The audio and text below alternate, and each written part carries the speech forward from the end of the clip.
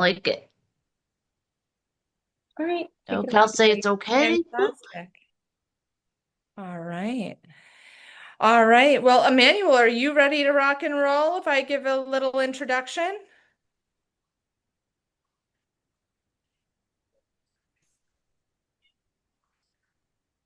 And if you are, you're muted.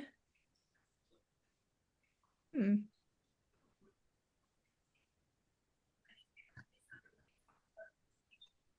Let's see. I'm hoping we didn't lose Emmanuel in the process. Oh yeah, that's true. That's okay. No, I'm And sure. all the Uh, snafus. Let's see how many um, people do we have online. We have seven. Oh, now we have eight participants. Oh boy, we're getting up there. Sounds good. Well, why don't we start? I'm sure Emmanuel is here, but let me start with an introduction and we'll go from there. So if you can just mute for now, that would be wonderful. We're going to start taking questions. Emmanuel will decide, he'll let you know if he's going to take questions throughout or at the end. I'll let him kind of drive the bus. But thank you all for coming. My name's Julie Lego. I think I've met most of you before, but this is going to be recorded for the ABLE website. And we are so grateful to have all of you here for our mental health task force Revive and Thrive series. And we've put the series together to help our community support their mental health during times of uncertainty. So this is actually our third event in this series. And we are trying to be somewhat strategic in how we're putting this together. So if you haven't seen the first two collaborative events, please feel free to check out the ABLE website. The recordings should be available for you, as will this one. So if you're enjoying this event live, please feel free to share it with your community or encourage people to reach out and then encourage them to come to our next event as well. So next month, we will have a panel of community members talking about how to support their mental health during times of uncertainty. So we're excited to start building and in talking, going from speaking with Emmanuel as a guest speaker to building and speaking with members of our community. And then lastly, we will wrap up the series and hope to bring in members of the community who provide services and let us know what services are available and give us an opportunity to ask questions. So know that we're working on that one. Um, so it is my pleasure to introduce Emmanuel Jenkins. Emmanuel is a near and dear friend of mine. I actually met Emmanuel when we were doing a screening of his documentary, Everything to Somebody. Emmanuel is joining us today from Delaware, and he's a very busy man. So I am very grateful for Emmanuel taking the time out to join us and share a bit about his experience with his journey in advocacy and mental health. And I just said to him, this is a free-for-all for you. What is important for us to know about supporting mental health during times of uncertainty? Emmanuel works for the Developmental Services Council in Delaware. He also has been appointed to President Biden's Council on Disabilities. And I'll let him tell you about that experience. But Emmanuel is very well respected in our field. And I can tell you, as his friend, um, what you see is what you get with Emmanuel. He is genuine, he is passionate.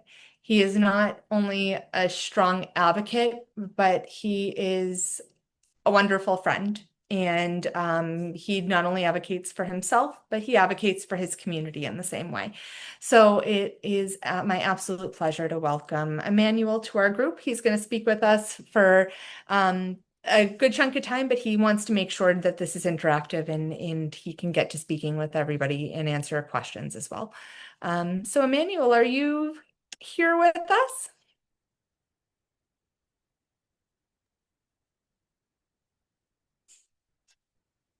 I am, I am. Can you guys hear me? Indeed. All right, wonderful. I got to step away to make sure I had a drink by my side and to put my fancy headphones on my head so I can look really good on camera. So I appreciate that introduction and thank you so much for the opportunity to be here with your group and anytime I'm amongst good friends, it's always a good time to be kind. As Julie said, I really want to make this interactive, and even though I'm a really good talker, I'm even a better listener, to say the least. So I appreciate the time and the energy and the dedication to make this happen, and I'm delighted to be here with you in the power of technology. I get to do it, and I don't even have to leave my home. So I'm excited to be with you. As Julie said, I not only work for the council, but I am also the founder of a nonprofit called We Stand for Something, which is this fancy logo in the background here. But my organization serves individuals with disabilities and their families. And it was a result, this nonprofit is a result of my journey with partners in policy making, which is a international program. One of the requirements of the program was that you had to come up with a final project. That final project could have been a poster, it could have been a booklet, it could have been some abstract art if I wanted to be, but I always like to do things to the extreme. And I said, well, I'm gonna Think we were spammed and I removed that person. I apologize. Julie, can you put me as co-host and create me as mod? Absolutely. Yep. I'm sorry about that, Emmanuel. no problem. One thing we know how to do is keep going in the world of uncertainty. And with technology, we don't know what we're going to get. Uh, but again, that was this project was a nonprofit was a result of this program. And I said, well, I'm going to do something major. So I decided, first we started out with social groups where people with disabilities and their families would come together as a social opportunity to grow and to learn from one another. And then I said, well, that's going good. Let me do something even a little bit more wider, which created the birth of this nonprofit. And we now have been in existence for over 10 years.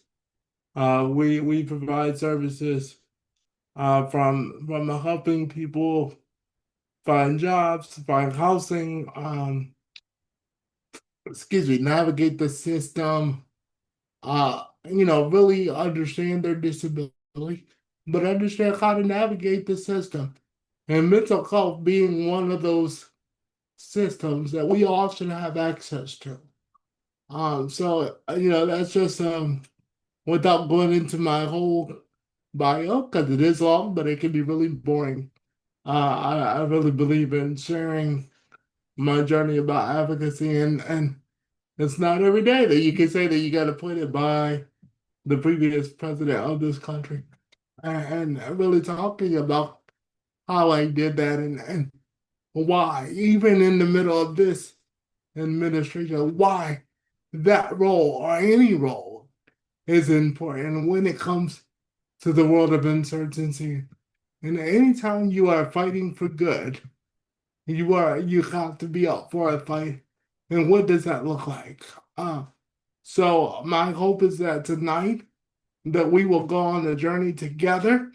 I will stop for questions because the secret is, as a motivational speaker with over 20 years, anytime you can pause for questions, it's also a time for you to take a drink, so you don't get too dry. So I will do that periodically, but it also makes this conversation engaging. You ever had a conversation with somebody that was just them talking, and then when they get done, they walk away, or we're going, and like, I thought we were having a conversation. So I really, as you can tell, I really want to make this like interaction. I want to make this conversation to the point where we look at the clock and we're like, oh my God, cannot believe it's 7:30. Can't believe this is coming to an end. And when and how is Emmanuel gonna come back and do this again? So if you guys can buckle your seatbelts, I'm ready for a ride, and I hope you will join this journey with me. I want to start by getting to know who I'm talking to, because one of the good things about a conversation, I want to know who I'm conversating with. So I want to do things a little differently today.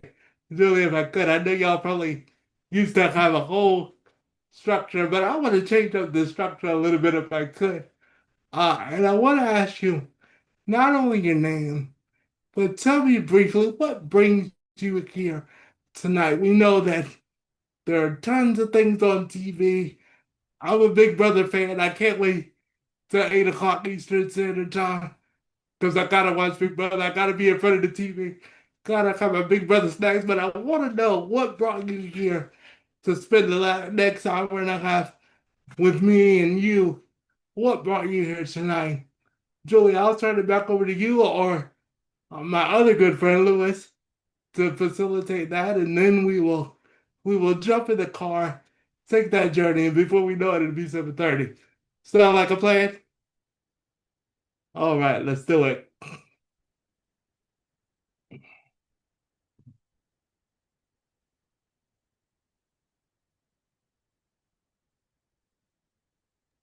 Did I make it so people can't Yeah, I sure did. All right. So I'm sorry, we're just playing around with the tools, but I'm gonna let Julie go first because you asked her to. So, are you surprised that I got muted? That's a beautiful. Emmanuel's been asking for that ability for a long, long time. So that's great. All right, why don't we start going around?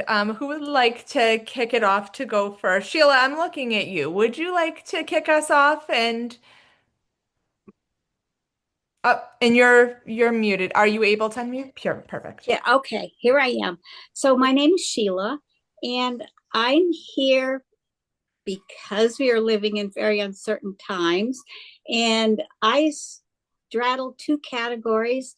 I'm a parent of family members with disabilities, and I'm also an elder who will become disabled herself. I just had a huge birthday that knocked my socks off because it was such a big number. So it really makes you think. I think somebody wise said it's not if you're disabled, it's when you're disabled. So that is something that, because I also am a caregiver for my 92-year-old mother, and watching her navigate these times and navigate her own aging process, I'm very sensitized to it. So I'm sort of in that sandwich generation. You said your name was Sheila, correct? Yes. Sheila, please tell me, when did 21 become such a big number? Oh, if No. only. Yeah, I've been 21 several times over. Wonderful. Thank you for being here. And two, you shared something that I'm going to talk about is the uncertain times.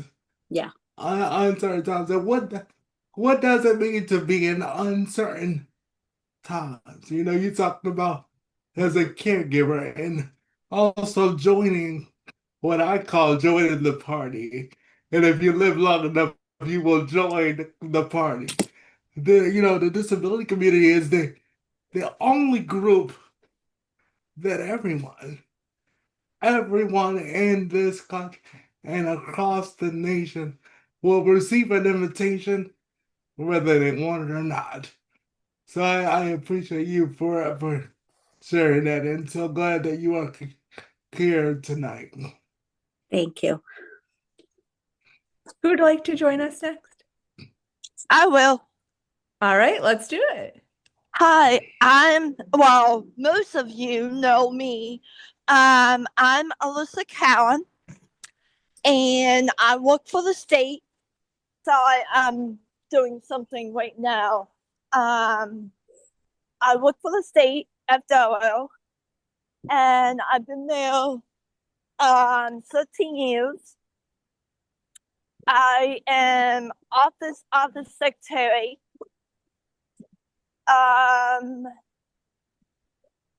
I know I'm Mayor Jenkins for a while, long time. I'm in my own house with a housemate. Let's see what else about me. I don't know if I missed any. I think. Yeah. Well, you want to remind us of that question that you want people to answer? Alyssa, good to see you first of all. I'm so glad you joined me Yeah. tonight. And it's always good to have a familiar person in the room. My question is, what brought you here tonight? I want to get more information and just see what other people think, I guess. Wonderful. Yeah. Wonderful. That is And always a plus- good reason. And Yes. plus, see you and Mayor Jenkins. And yeah. Awesome. Absolutely. Thank you for being here. You can never Yeah. have enough information in your informational toolbox. Here's And the forecast and for tomorrow in Alexa, stop. Even Alexa wants to get in on the conversation tonight. But one thank you. second. I'm walking back to my house now. Not really, but she had some how to say this? Someone passed away in her family, and so I did not see her like that. But yeah. Wonderful. Thank you for being here. And I hope I leave you with some information, and please give our condolences to your friend. And again, thank you for being here tonight. Yep, no problem. Kelly, it looks like you're ready to rock and roll. Kelly, I live in New Hampshire. I'm here because of Julie. I met Julie a long time ago. It was when her former role at Continuum of Collaborative Care, and it was a 3D training all day. And I said, "How do I bring this to my state?" And I'm still working on it. And actually, I have a mental health team, as Julie knows, and I have a developmental disability team. And I have a new service coordinator who decided to uninvite all of my mental health team. And one of the emails bounced back because I think she misspelled one of my mental health team's emails incorrectly, as Brian from Plus pointed out to her, because it kept bouncing back. And that's why I'm here. I have a severe mental illness. And I also am on the autism spectrum, and I'm always looking for bringing my team together so that it's one page, one team, like the article in Stepping Stones me and Julie did. And also, I'm a wool person, and I need support with my mental health, and I need support with my developmental disability health, but I'm still one person who has both issues. So I'm still working on that. And I guess maybe I'll get in the right program at my vendor agency / area agency. Thank you. Thank you for sharing all of that and being one open and transparent and also vulnerable. And one of the things I'm going to talk about tonight is that combination. It almost reminds me of a value meal. One thing that make a value meal really good is the drink, and you need all the pieces to that value meal to really work. And I think when we talk about mental health and IDD, and sometimes they want us to leave one piece to the side. and let's focus on this and not the other. But we really need to figure out how do we handle the combo? How do we take all those pieces that make me who I am and really provide a customizable service to fit my needs? Because we can all have the same combo, but need different ways to resolve whatever those challenges are. And as a provider and the person with the lived experiences, how do we work together? Not how does my provider not work for me, but work with me? And what does that mean? So we're gonna also talk about that tonight. So thank you for sharing that. Is everybody else writing down his one-liners? They're good, right? Yes. Yeah. Well, so quickly. I'm gonna jump to whoever would like to introduce. Owen, let's hear from you. Can you hear me? We Okay, can. good. Sometimes my microphone can be really weird, so always double check. Yeah, I know a lot of the people here, and I heard amazing things about you, Emmanuel, from both Julie and Sheila. And Thank you. so I am here partly because I love this series. It's a great series, and as someone with a disability who you know, a developmental disability who is dipping my toes into getting services for mental health. I am always interested in this topic, and I'm also just very curious because you've had a lot of praise, and I'm I've been kind of psyched to see who you are. So far, it doesn't disappoint. But yeah, no, I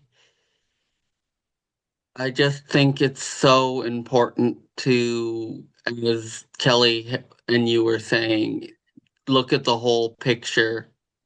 Because I think in many ways, especially with advocates, especially with developmental, I've noticed this for people with developmental disabilities. A lot of times we're taught to be advocates before we've been taught to be social people and friends.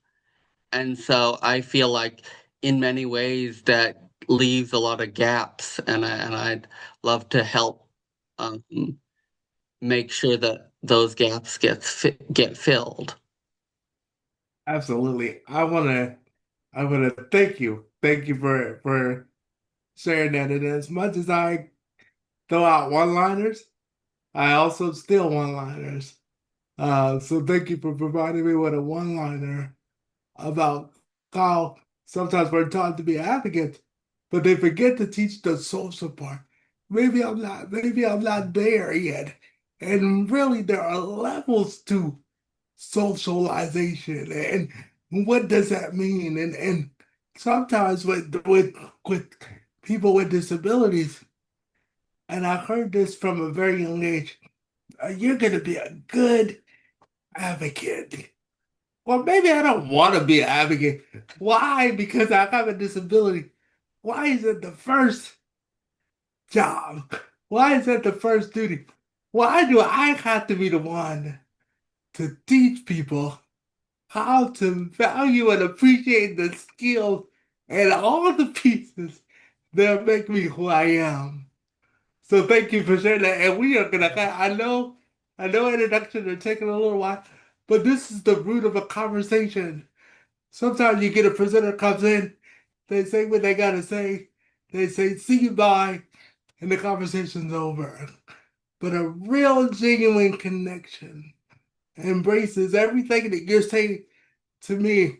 So you may hear me sprinkle some of that back because I want you to understand as good as I am, as long as my resume is, I cannot do what I do if it wasn't for the people who trust me enough to say this guy has my true intention at the forefront of what he's trying to do. Last year, when I got appointed by the president and I sat virtually in front of a group of people and I raised my right hand and I got to repeat the very same oath as the president, I realized at that very moment that I was not representing an administration. It had nothing to do with an administration. I could have been on this committee if Donald Duck was the president. Because it had nothing to do with Donald Duck. I was sworn in to represent people with IDD. In the disability community, there's not a thing called political parties. There are champions. And when you find champions, when you find people that are committed to the process, those are the kind of people you want to surround yourself around. But I'm going to talk a little bit about tonight about how you need those social moments and, what is a level of advocacy. And we're going to talk a little bit about that, which also is going to cover some of the things that you're highlighting tonight. And I'm glad right now I'm living up to your expectations, and I appreciate that. Thank you.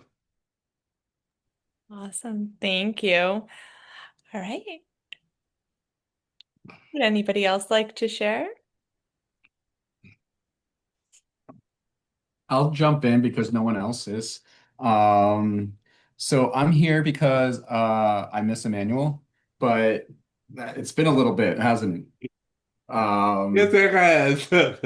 But I guess my advocacy journey, I never considered myself an advocate. That wasn't a term that I really identified with. I started my career in disability when I was looking for my place in this world. And my buddy's mom told me, hey, you should be a paraprofessional. She was the administrative assistant. And I'm like, sure. I was substituting. I was trying to figure out my way. And I kind of fell in love with it. I was supporting a student with dyslexia. And it was a fifth grade classroom. And one of my, Emmanuel, you're really going to like this. One of my favorite moments of that year, it was working with all these different types of students in a general education classroom. And I'm a Yankee fan, and it's something that's been in my blood. My relatives used to work for them, and all the kids knew it. And I was wearing a Yankee jersey, and I was in a dunk tank at like a field day event. And I told the kids, if you were to knock me into the dunk tank, then I will take off my jersey. And they knocked me in the dunk tank, and underneath my jersey was another Yankee shirt. I had the whole entire school booing me. And that's just a little Lewis moment. But it was at that, I share that one just for you, Emmanuel. And from there, I moved to a middle school, and I started working with other students. And I was in a resource room, and I hated calling it a resource room. And I started seeing that this is not kind of the right thing. And I had a principal pull me aside and said I would make a really good special education teacher if I wanted to be one. And I never really considered it. I was like, I'm going to be a history teacher. I'm going to be a classroom teacher. And I'm like, well, I could still be a classroom teacher and still be a special education teacher at the same time. And then I got my first job, and I was super excited. First job, I'm roaring at the bit to be a teacher for the first time. And they showed me my classroom. I had students with intellectual and developmental disabilities and students that had more functional needs than what the school said was more behavioral needs, which I did not like because, they weren't behavioral. They just did not have the ability to communicate. They did not have the ability to express their needs and frustrations. And my classroom had office dividers for walls and a shower curtain for a door. And we were located in the vocational wing of the school, and we were called the V114 students. And that's when I really started empathizing in a more personal way. I was the V114 teacher. I was the student, and then I was at that point I was just pissed off. and I broke as many rules as possible. I got a bus driver's license to take my students to various community settings because I didn't want to be stuck in that classroom. Every Friday, that school had what was called professional development at the local pub. And I started getting to know some of the other teachers, and I started to include them in the general education classroom. And I had to be educating over drinks and socialization. There's that piece again. And I was told that my students, they wanted to go to prom, they wanted to go to the big dance, they wanted to dress up, just like every other student in all the movies that they saw. And when I said, and I told the administration, like, they want to go to prom, how do we make this work? I was told they have their own dance. And no, that's not going to work with me. And I found them dates. I went as well, and I took them to prom. I took my students to prom. They were both seniors and juniors, and they had a great time. It was I made all the accommodations I possibly could make, and it was a very successful night for them. And their parents were in tears seeing them getting dressed up and ready, not just for the buddy ball, but for the senior prom. And I was told midway through the year that I was being too enthusiastic and I was rubbing people the wrong way. And but never was I told that I was doing a poor job for my students. Never was I told that I was not doing the right thing. And from there, I knew that I was getting to a point where professionally I was frustrated. I had one of my students was transitioning, and I ended up transitioning with her to a adult service provider and started working there. They hired me on the spot when they saw me driving the school bus. And, I was there for a few years, and I ended up going back to teaching where I supported students with emotional disabilities. Now, that's a completely different ballgame. I had students that were told that we were the past kids. I was a past teacher.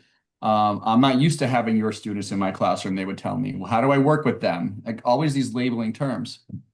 And, I learned a lot about mental health and how it affects a student and what is disability.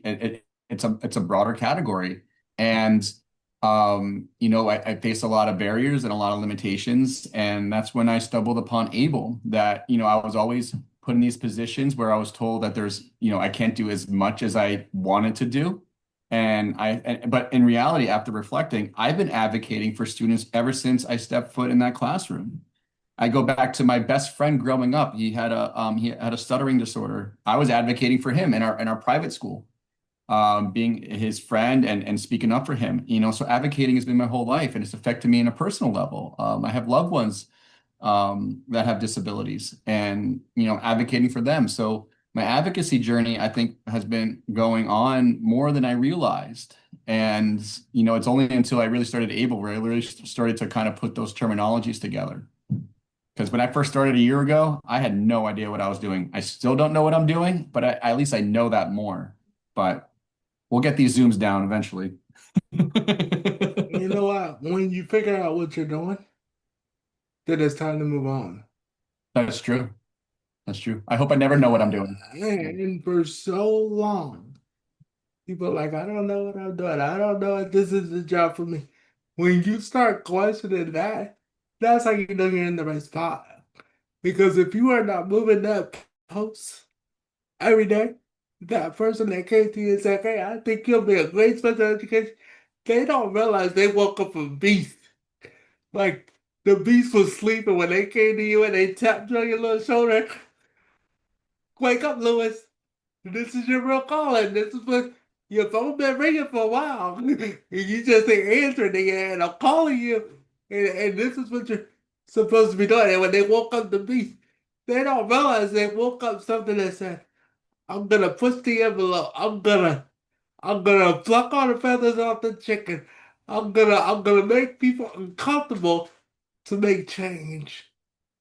And for so long, we as professionals always say, I don't know what I'm doing.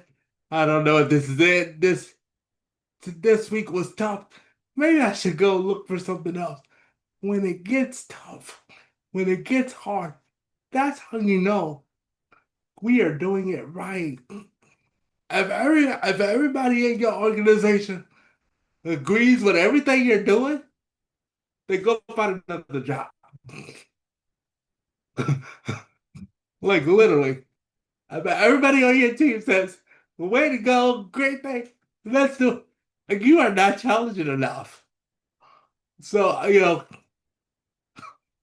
and I say it all the time. What I have chose to do what I do? Probably not. But my lived experiences drove me to do it. And how dare I not accept the fact that my life experiences I gave you, Sue, gave you, it's me, Alyssa. I yes, agree what someone said about advocating yourself, and I'm advocating myself too. And I don't know how to say, sometimes it's hard, and what the I forget the guy name, but well, when you said that, um so I'm just out and about, and when you say like the prom stuff like that, I was just thinking when I was at my prom and I made my prom dress, and it's and I don't know what my point was, but it's um yeah, so yeah. yeah, I totally get it, and that's one of the things I'm talking about is Lord, you talked about that's what I call the ball of separation. Like, we're gonna give you a ball, but it has to be over here. And you can play on this team, but you gotta play with these folks. You gotta play. You you can dance, but dance with your group. Dance with your kind. Dan- Dance with people that look like you. Well, I didn't know music was discriminatory. I didn't know that when artists would write music that it was for a certain group of people. When we talk about socialization, no, I don't want a separate ball. I don't want a separate dance. I want to go to the dance with everybody, and I want to probably run over a couple of toes, especially if you're dancing with the girl that I like. Sorry for you. Equal opportunity employer here. I don't discriminate. And if I see you dancing with somebody I like, I'm probably gonna run over your feet. It is what it is. But you also talked about the power of pushing and the power of labels and what labels do to people. And one of the things in advocacy, there used to be and there still is, there's this terminology called a self-advocate. And I'll say it, unpopular opinion, I am not a self-advocate. I don't even like the term. Why? Because if I was a self-advocate, I wouldn't help Julie, I wouldn't help Lewis, I wouldn't I wouldn't be on this call because it would be about me, myself, and I. And sometimes, not all the time, sometimes we get stuck with labels that people give us. I was always told, "Oh, you're gonna be a great self-advocate." Nope, sorry. I'm gonna be I'm going to disappoint you. And I'm gonna disappoint you from day one. I'm not even gonna get your hopes up. I'm going to disappoint you. Why? Because I guarantee you, you want me to do things like you tell me to do.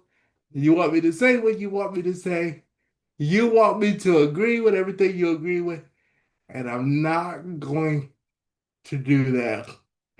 As you said, you used the term that I love, you were pissed off. I am going to piss you off. I'm gonna make you so mad you probably won't want to talk to me for 6 months or less, probably. I'm not even gonna lie. Because it is my job. It is my life to make you feel uncomfortable. So, before I go on, is there anyone else that would like to introduce herself, or do you want me to jump right in and I can call you out as we go along? I'll introduce myself. I'm Angela. I have a daughter with multiple disabilities, and she has a lot of mental health issues. I myself have MS, and I have a lot of mental health stuff as well, and that's what brings me here. It's always great to listen to other people's perspective. And, knowing that my daughter has developmental disabilities, sometimes I don't know her perspective because it's a lot different than mine. So I felt like hearing your perspective might give me a clue into how she might be feeling, even though she's younger.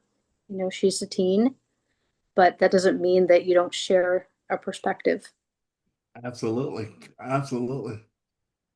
Thank you. Thank you so much. First of all, thank you for being here. Second of all, I want to tell you that we have children, but we're raising adults. So one day, she will be that 41-year-old. She will be that person that has her own adult experiences. And what I hear you saying as a mother is, she's young now, and I need to understand her perspective. And if I can hear your perspective, maybe I can get a glimpse of not only her experiences, but how she may be feeling. And maybe I can leave this meeting with some tools and some tricks that will help me help her through those difficult times. I can also speak as a parent. My son is 19. So I got all the intersects of understanding. And one of the things as a parent, regardless of what this life brings, we want to know that whenever life comes, whenever it is my time to go where whatever's next, you want to know that your loved one is going to be okay. And it is people like me, people like Julie, people like Lewis, and people like everyone on this call. It is our job to make sure that services are tight. People are getting what they need. So when mom says, here's what's left, you can know that you did everything as a parent to make sure that your daughter has everything she needs to continue in this thing we call life.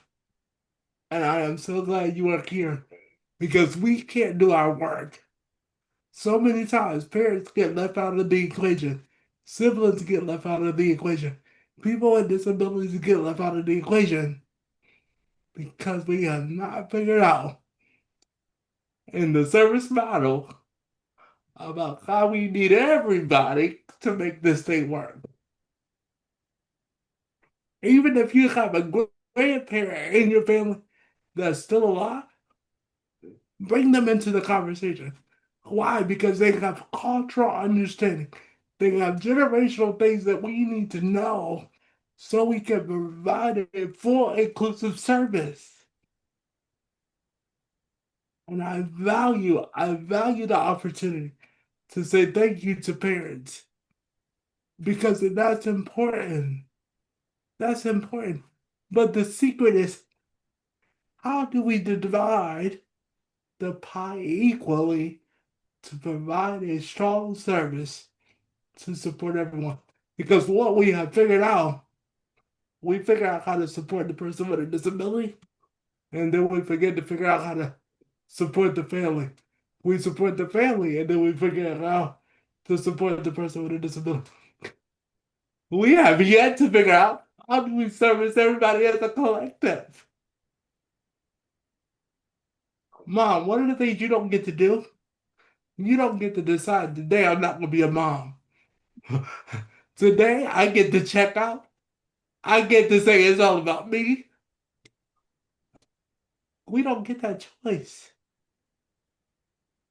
So how do we as a provider bring all that in? And hopefully in the next couple minutes I can leave you with some tips to do that. Because see, one of the things we have to do, we have to push providers to do the right thing.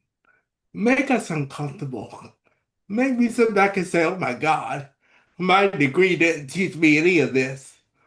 Because it won't. It won't. Degrees are good for academical purposes to make your resume look longer.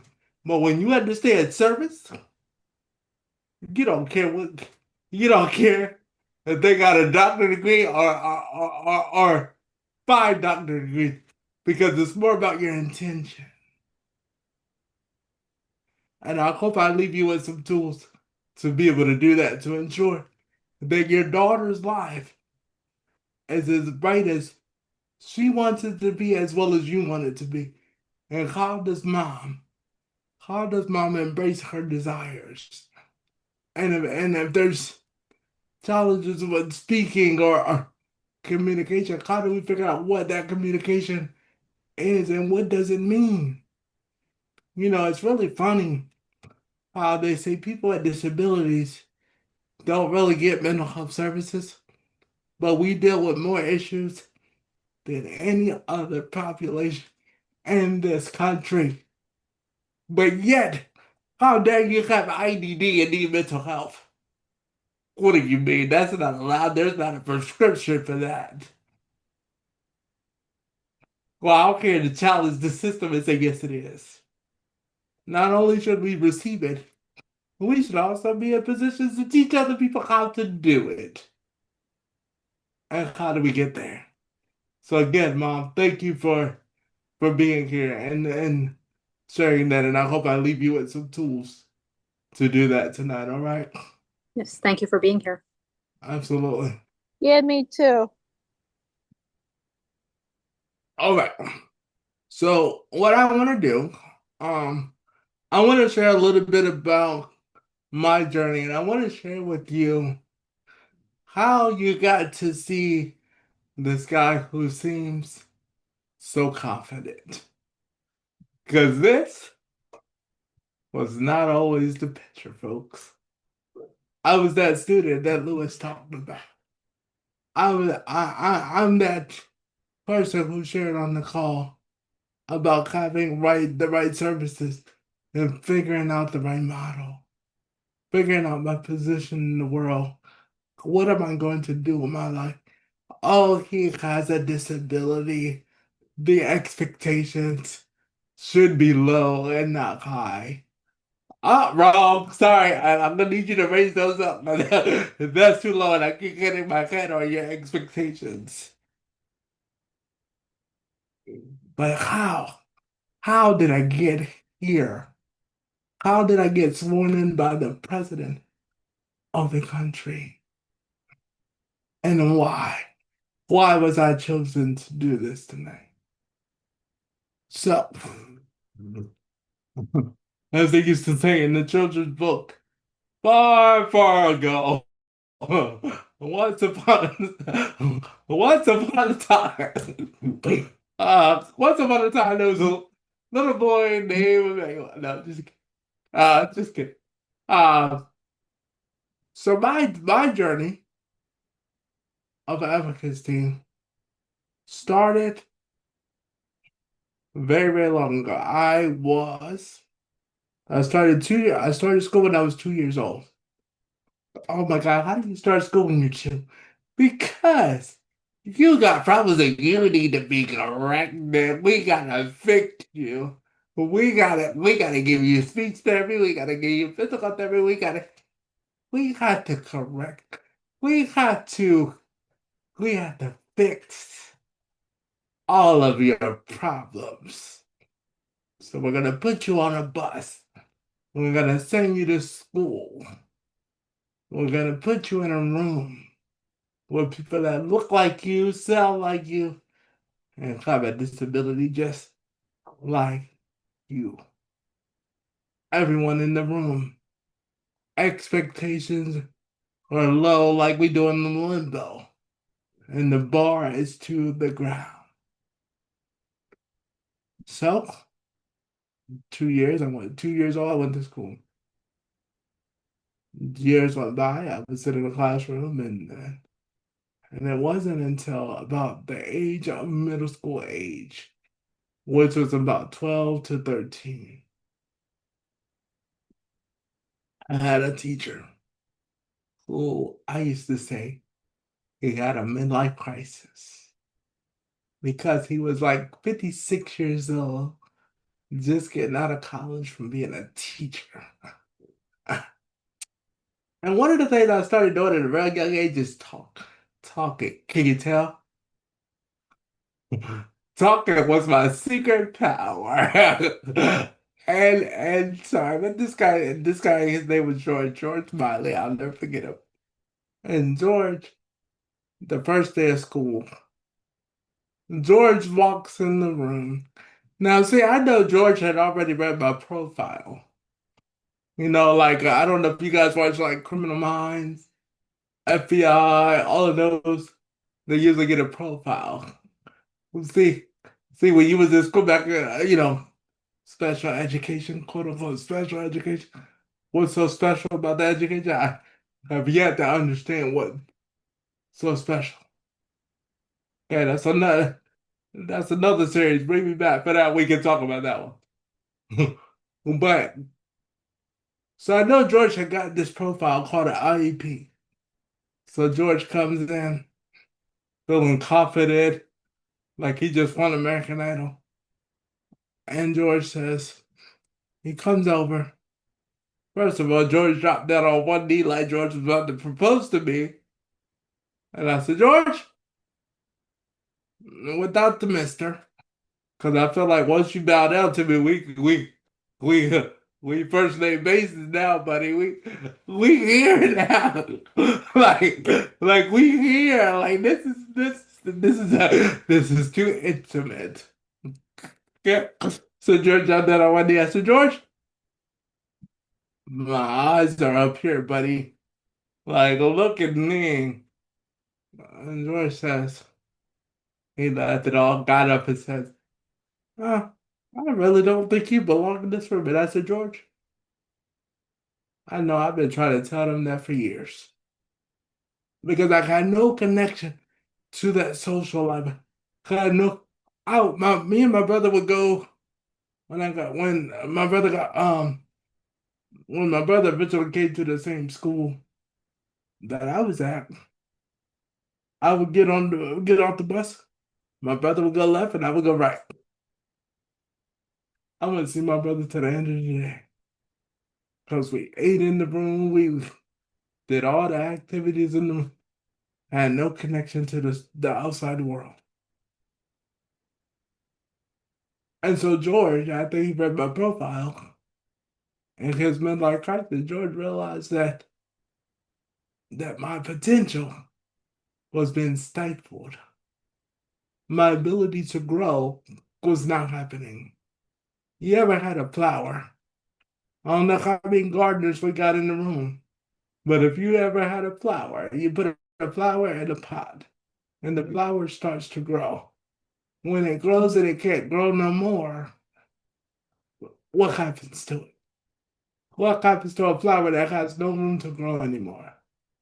Anybody, put it in the chat or come off mute.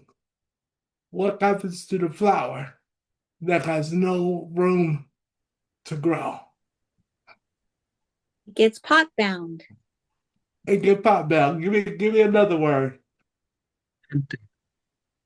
Say again. Stunted. It dies.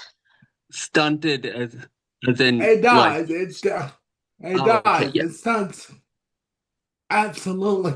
So what do you think happens to people with disabilities that don't have the ability or the opportunity to grow? We begin to die. We may not die physically, but our dreams begin to die. Our hope begins to die. Our thought of possibility begins to die.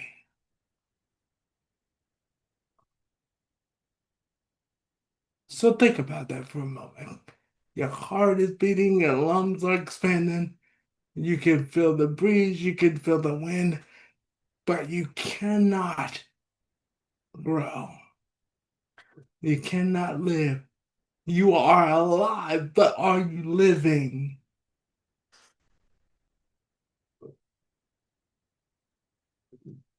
There's nothing like being alive and watching the world based on someone else's expectations to dictate how you respond. Ladies and gentlemen, we all deserve the opportunity to grow. And all you need to do to grow beyond the water, beyond the sunlight, beyond the environment, you first need a seed. It is our job as providers to plant seeds of possibility. Jobs as a parent, jobs as the advocates is to plant seeds. It is my job. It is my responsibility, and it is my obligation to plant seeds. So, long story short, George began to advocate. Oh my God, there's that word. What does that mean? George began to be my ambassador. Oh my God, he said another word. Ambassador. What does it mean to be an ambassador? What does it mean to be an ally?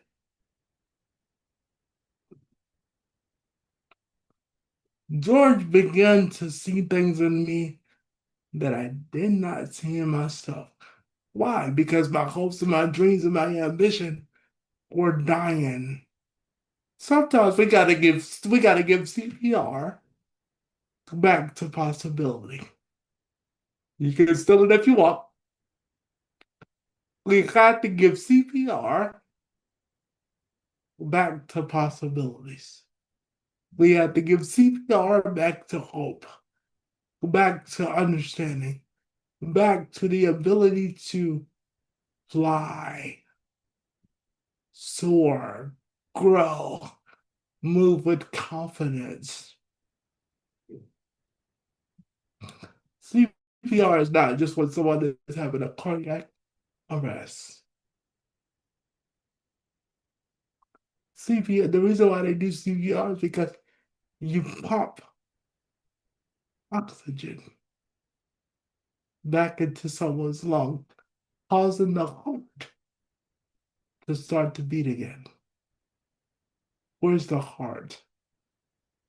The people that we serve, the children that we are raising, what is causing their heart to beat? How do we figure that out? How do we figure out what they don't like and what they like? And what is their level of socialization? Maybe they don't want to serve on a committee. Maybe they don't want to speak in front of a crowd. But maybe behind the scenes, they can write a good press release and graphic design and come up with slogans and secretly put their talents to work. By a show of hands, how many was born with a talent? How many people were born with a talent? Okay, so I'm in a room with no talent. How many people were born with a talent? I see one, I see two, I see three, I see four. There we go. Everybody, even if you didn't raise your hand, I can guarantee you were born with a talent. The secret of life is to figure out what that talent is. And if you got more than one, you are lucky. But I can guarantee you at least have one. And guess what? Whatever it is, the world needs it. How do I know the world needs it? Because you were born at this time, for this moment, for this reason. That's how we know the universe needed it. The world needs it because you were born just at the right time.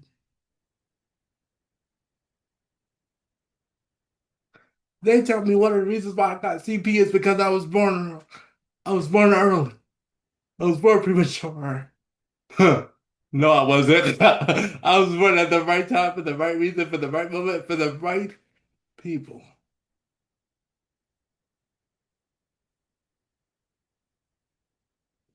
If I was born when I was supposed to be born, my theatrical sign would be different, causing my personality to be different, causing my ability to be different. I was born at the right time. It was meant for me to be born with CP. Would I love to be able to run around? Probably, because I learned how to live without it. Absolutely. Who's living their best life? Me. Who, who's been married for 16 years? Me. Who has multiple jobs? Me. Who has a child when they 19 years old? Me. Who wish I could get the lottery tomorrow?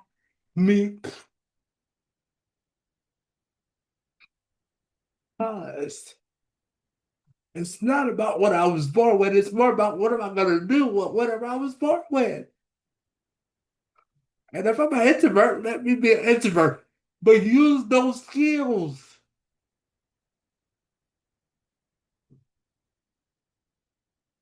In this world of uncertainty, and I know we are coming up on time. I'm going to do this real quick. I know we got started a little late, but I want to be respectful because I can do this all day. Now, in the world of uncertainty, how do we do it when our back's against the wall? Every time you reach out for services, it don't work. They want to put Medicaid on the chopping block, but you need that for services. Our country is in a disarray. This is when we have to activate networks. We have to come together. We have to draw straight from each other, and I know that's hard. I work with people with disabilities, and several weeks ago I was fighting to keep Medicaid off the chopping block. At the same time, I need Medicaid to do what I do. But when I show up to work, I gotta put even my feelings aside and fight for the good of the group. And how do we do that? I want to share something with you that you may not be aware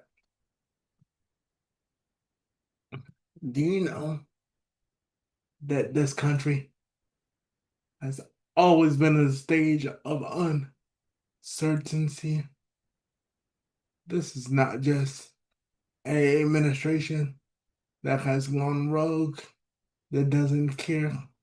We have always been at the wind of the federal government from Obama, from the first president to the one we got now. We have always been at the whim of people.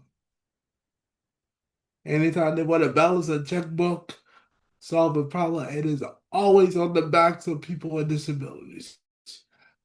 Always look at our history, folks. They used to stick us in institutions. How dare you go live with your family? How dare you have a baby with a disability? Oh my God, your baby got a disability. Put her or him over here because it is safer. Well, I got news for everybody in America. This country ain't no safer than it was yesterday. But you know what keeps us going? Our family, that tree of hope, the tree of possibility. There's a thing inside of a tree called a root. You know what happens when you cut a tree down? And you just chop the tree in half? And you can cut it down to the bare bones. You know what happens? After you cut a tree down and you leave it there, what happens? Take a wild guess. Remember, you done cut it in half. What happens if you leave that tree in half right there? What happens to the rest of the tree? Take a wild guess. Anybody? Julie, take a stab at it. The roots are still there. The roots are still grounded, and the roots are the foundation. The rest of it can break, the rest of it can disappear, but the roots remain the foundation. And as long as the roots are there, the tree is going to grow back. Right. You can chop a tree down to a stump. And if you don't pull up a root, it's going to grow back. This is why you can use the grass roots. They're not talking about the grass roots on the grass, like the grass on the ground. They're talking about the roots of the foundation. What foundation are we building on? What foundation are we fighting for?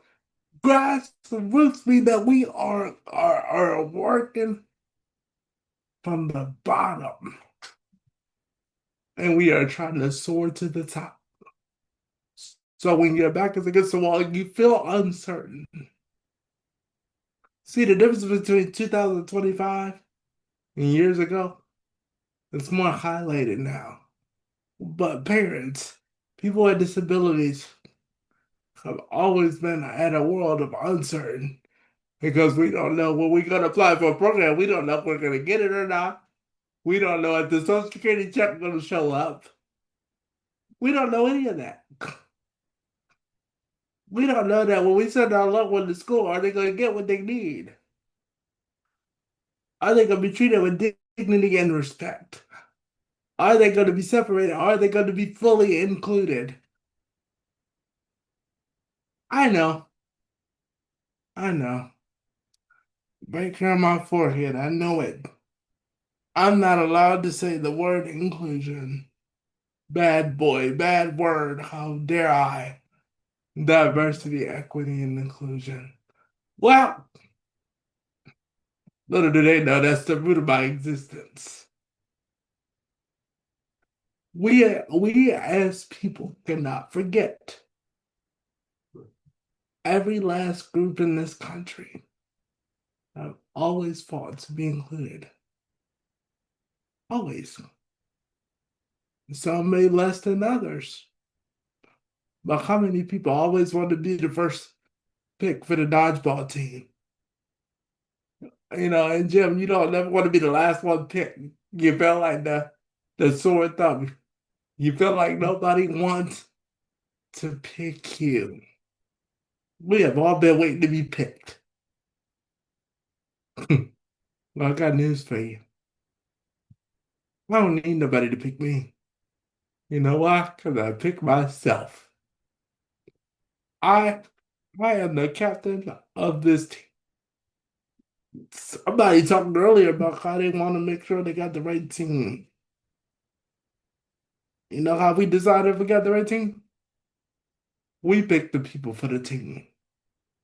If you got to line all your providers up and say, 30 seconds, tell me why you qualified to serve me. Listen, let me tell you something. Service providing is like dating. I gotta know more about you before I can date you. Why? Because you're gonna be some intimate parts of my life. You're gonna know that I got intrusive thoughts. You're gonna know that I struggle with my mental health. You're gonna know that I'm not that organized. You're gonna know that I got a problem with authority. You're gonna know that my communication method may be a little different. And when I communicate different, it's not that I'm behaving badly, I'm communicating differently. And what does that look like? Listen, we gotta have a profile there. I got to know. I got to know that you got my back. And then you're not looking to write a check to Medicaid for a service you're not provided. I don't know if Julie told you, but I'm an unapologetic speaker. And I will give it to you straight. How do I know? Because I live both sides. The same way that provider goes through your phone and says, oh, this person got XYZ. Let me look at the notes. Oh, yeah, I could serve them. Oh, maybe I can. Let me give them to somebody else. Let me tell them that I'm not the provider for the same way they get to do that. I can't all the way here to tell you something. We get to do the same thing. We get to say you ain't the right one. You don't understand my communication, man. Maybe you don't understand my culture. And let me tell you, there is a disability culture. Culture is not just about race. There is a culture in the disability community. And the minute we get people to understand that there is a culture, we can start to create services that embrace that culture. Is everybody with me? And when you understand that you are in control, yeah, you may have to do without for a couple of days while you go through it, but you get the right to choose. We have got to get people back with disabilities into position to say, I, not we. We have been we for too long. We all the way home. Well, ladies and gentlemen, I'm trying to be a we. If it was supposed to be we, I would be speaking French. I don't speak French. I get to choose. You get to choose. And the minute we take control of what we deserve, notice I said not. I didn't say what we needed. Need is different. But when you deserve something, it is a demand. I deserve this. Not that I need this. You need the service, but you deserve the quality of that service. Remember, write that down. Well, I don't care where you go. When you leave tonight, write that down.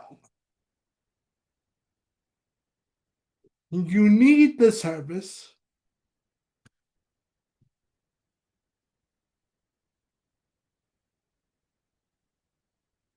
but the quality is something you deserve. You deserve quality. You deserve the commitment. I'm gonna steal my friend Julie's line. Connections. Always. You need those connections. I can imagine. I wasn't there when Julie came up with the name, but connections always mean we're always connected. If you look at the logo, every circle is intertwined. You got a circle inside of a circle. That's what good service provider looks like. We had to start demanding what we deserve.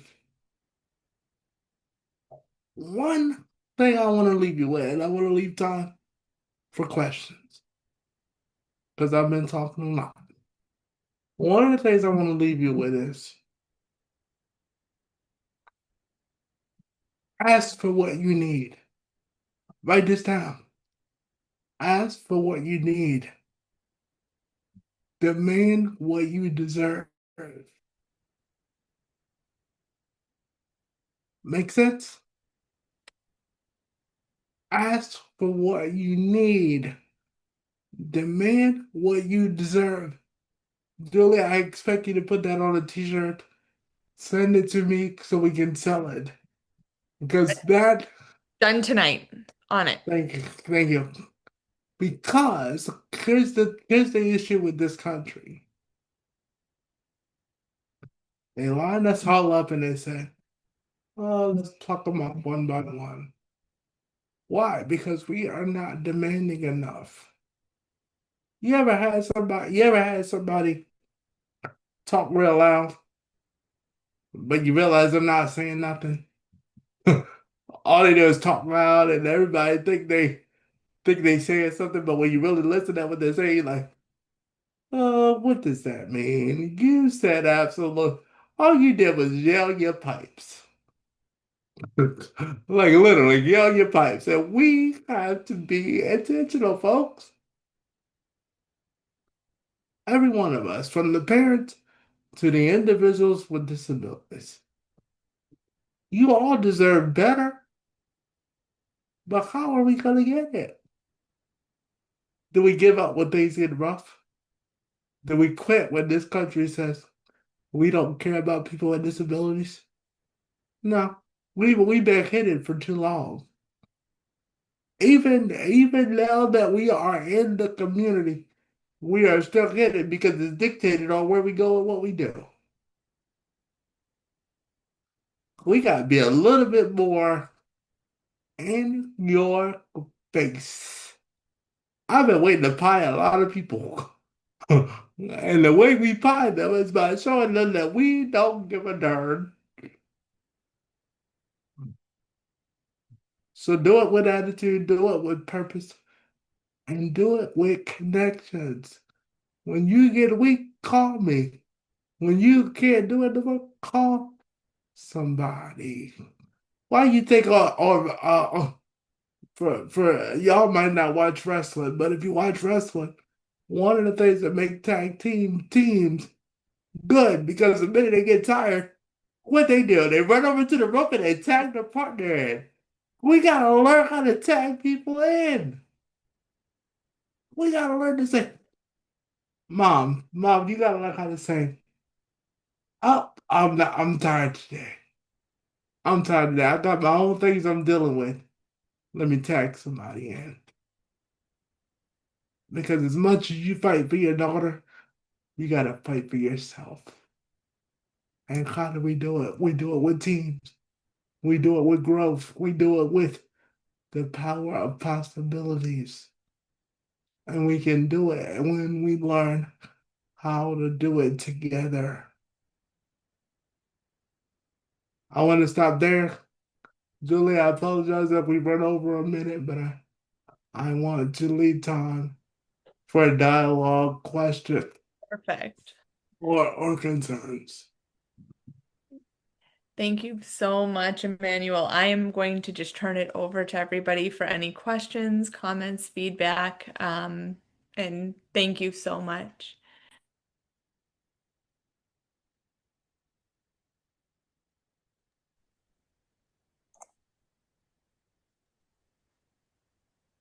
Sheila, I see you've been muted, so feel free. Anybody can jump on in. Feel free. What, did you see my thought bubbles going there, I Julie? did see your thought bubbles, and I know that I- they're always so good. So please feel free, and anybody can jump on in. Well, I just really appreciated, Emmanuel, you talking about the downside of the term self-advocacy. That has always bothered me, and I couldn't put a finger on it. And it kind of contradicts the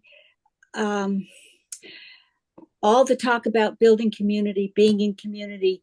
It's kind of a contradiction to that. So yes, absolutely. So you called it, you defined what felt off and wrong to me, and I've really, really appreciated that. Thank you for that. And they almost want us to have these communities with permission. Yeah. Oh, you can have a community, but here's the guideline. Yeah. But see, a real community don't have a lot of rules. We get to Real- define. We get to Absolutely. define community. Absolutely, and community can look different to anyone. And if we don't define community, then the words they and them get thrown our way. Yes, yes, yes. I've been preaching this for a long time. Oh God, it's so good to be around people that get it. People that get it. It's so refreshing. I'm sorry. Go ahead, sir. Yeah. Can you hear me? I can Okay, loud yeah. and clear. Yeah. Okay. First thing was the pie thing a reference to Anita Bryant or something like that? Because It was that would have been really funny if it was. It was not. That was a total Emmanuel off the top of the head reference. Yeah. No, but because that was literally what they did for gay rights protests. So I think that was a apt metaphor. But yeah, no, I really loved how you did a really great metaphor for the pop bound as a like a uh solid sort of reframing for what happens to people who sort of get stuck in a people with disability who get stuck in a sort of infantilization sort of uh place where nobody gives them the chance to grow.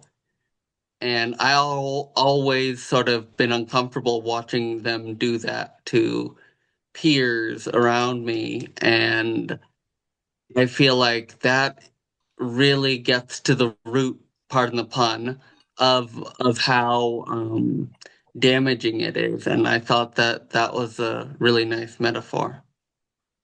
Thank you for that. And one of the things I forgot to share, because I get so excited when I do this. Yeah. I didn't finish the story about George. So the long story short of the story was that George began to advocate for me, and as a result of that, before George came, I was on the track to receive what they call a certificate of attendance, which says you've been to school for 12 years, but did not meet the standards. Meaning it was not going to be a diploma. But when George began to advocate for me, I got switched to a diploma. And when I graduated with a 3.0 grade average. I was the kid who they told back then they used the R word, you're too retarded. You'll never live on your own. You'll never work a full-time job. Not only do I not, I haven't lived on my own since I was 18 years old. I've been married for 16 of the years I've been out on my own. And I work tons of jobs. And the little boy they said was the R word got to raise his right hand and serve this country. So I like to say they can bite my dust. To say the least. And it took George. It took George to be the ally. So sometimes, you need someone to step in to take over until you get strong enough. And when I started to take over, it was like, okay, we're sorry. Mercy, mercy, mercy. Because I started to understand the power of understanding. Because, see, one thing I realized is I had to start talking like them to get them to believe that what I was saying was really coming out of their mouth. I was just a conduit because they wanted to do the right thing, they just didn't know how to do it. They never saw people with disabilities go get a diploma. And when I went across that stage, May 24th, 2004, not one person, not one person, except my friend who was in a wheelchair, was sitting down. Because even the district started to understand the fight that went into me graduating. And Lewis is not here, but Lewis talked about being a paraprofessional. You know who my number one ally was? A paraprofessional. This lady followed me as a one-on-one from middle school to the day I graduated. You know who I talked to every other day? That same person. That same person is no longer my paraprofessional, but she is my mother. I literally call this woman my mom. And when it's time for her to take her last breath, I don't care who at the funeral. They better know I'm coming.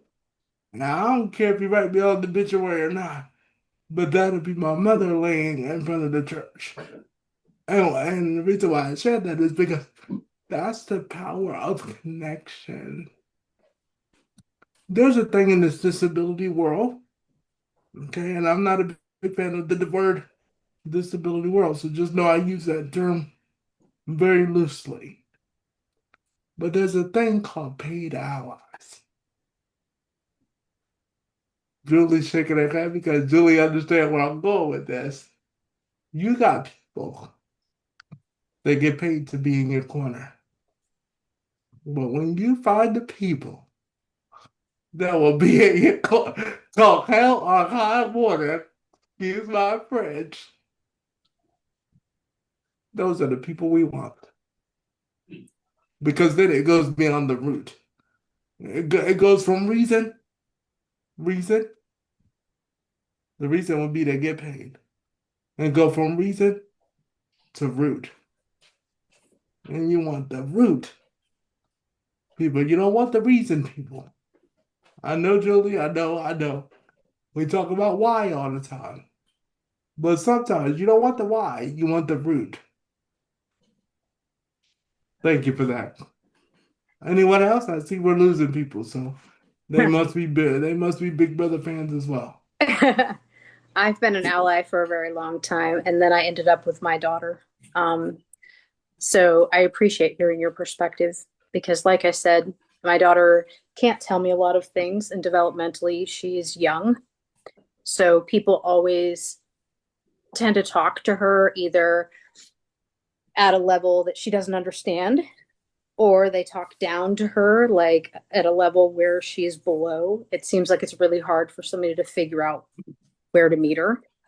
And so I find that I coach people, like I spend my life coaching people all the time. She doesn't understand that. Yeah, she's 16, but that is like not in her wheelhouse, like that's not her thing. Or you don't need to talk to her like she's a baby. You don't have to like go, well, come on, you're so cute and or play coochie coochie with her. You can do it. Yeah, it's like you can meet her where she's at. And so I find like it's funny that you were talking about providers because I actually tell them that I'm interviewing them, that they're not interviewing me. I'm actually interviewing them to see if they are a good fit for my daughter, that I feel that they belong in our team. Yeah, I'm like, you're part of her team or are you not? And if you're off the boat, then you're totally off the boat. I'm throwing you over the edge. There is no life preserver for you. You're done. And that's just how I am as an advocate. Like I need to do that for my daughter because she can't do that for herself. Yeah. Thank you so much. And Mom, you touched on something that I didn't really talk about, but you talked about people not understanding. Please remember that. I don't care if you remember anything else I talked about tonight. Sometimes people already don't want to understand. Regardless of what you say, regardless of what your daughter does, people are already programmed to not understand what she is saying. Now we are so used to having communication come through the two lips that we were born with. Well, I got a secret to tell somebody that's not the only way people communicate. That's why a long time ago they created things what they call body language. If you get stung by a bee, you're not gonna laugh. If you close your finger at the door, you're not gonna laugh. But if somebody tickles you to death, you're going to laugh. Because those are body languages. If Julie wins the $1 million, she's probably gonna cry, but it's gonna be tears of joy. People with disabilities, we have to understand. Same way everybody else. We got different ways of communicating. And it ain't my job. It ain't my job, it ain't your job to teach them how to understand those emotions. There's something called, and I can do a whole nother video, called emotional intelligence when it comes to IDD. There's a thing called emotional intelligence. And what happens when we work with people with disabilities, we refuse to have emotional intelligence. Mom, I love one thing you said. I will throw them overboard, meaning you don't get a chance to climb back in the boat. You don't get another because think my team is like a draft. You got to be drafted to work with me. You got to be allowed in my orbit. Because see, one thing I can't have in my orbit is negative energy. I can't have you not believing in my daughter. I don't care. I don't care if you've never seen someone do what my daughter is capable of doing. If you can't visualize my daughter doing it, then you don't need to be here. We want to set the expectation higher than what we imagine. Because what we imagine is always too low. So thank you. Thank you for sharing that. Of course, like I said, they don't get a raft when they're done. And I'm gonna steal that. You don't get a rap. Julie, I'm stealing that. You should. And Angela, I'll share with all of the years of hiring I've done in variety of whether it's been in residential programs or day programs or in mental health or whatever wherever it's been. I've always said I hire for fit to the team. I don't hire for skill. If you don't fit to the team, you don't make it in the door. I can teach pretty much anybody the skill, which sounds cocky, right? But I can't teach anybody the skill that doesn't fit to the team. You have to believe in the work culture. You have to believe that people can. We have to have a shared vision. And if we don't, you're not going to have the skills that we need and you're not going to be open to building them. And so we always I've always said I hire unicorns. I'm looking for the unicorn. And when I find little unicorn trinkets, I buy all of them. My kids know it. Like we were just out a little while ago and they're like, Mommy, there's a unicorn. Are you going to get it? And I'm like, I will need to win Emmanuel's $1 million to buy all of the unicorn things that my children buy now. But I pop them on people's desks. And they don't ask who they're from anymore. But it's just a little, hey, I'm thinking of you. Thank you. Just a reminder that you're appreciated. But with that gesture of don't forget you're the unicorn, right? You fit. You're you're here for a reason and you're appreciated. And it's really, I think what you said is so valuable that you identify the culture, right?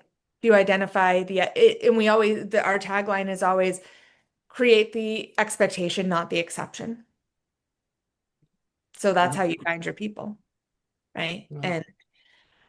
And Emmanuel, thank you so much. I knew that everybody was going to love you, but I can't describe it until you do your thing. And I think that we could use, 1 million more hours with you, but you have to go watch Big Brother. So we're gonna let you go do that. But thank you so much. And I'm so grateful that people will get to watch this recording. I'm confident that we'll be able to edit out our little snafu and we'll make sure that this is accessible to those who couldn't make it tonight, but just know that we are incredibly grateful for you joining us and in making a little family here in New Hampshire. You've got lots of people to visit now. You have a fan club. Y'all got the best syrup, so I gotta. I have to send him. I'm like a syrup subscription to Emmanuel now. We send him a package every once in a while when he tells us he's out. I gotta keep my good friends at high places for good stuff. So, Julie, please feel free to share all of my social media outlets. Will do. So people can feel free to connect with me.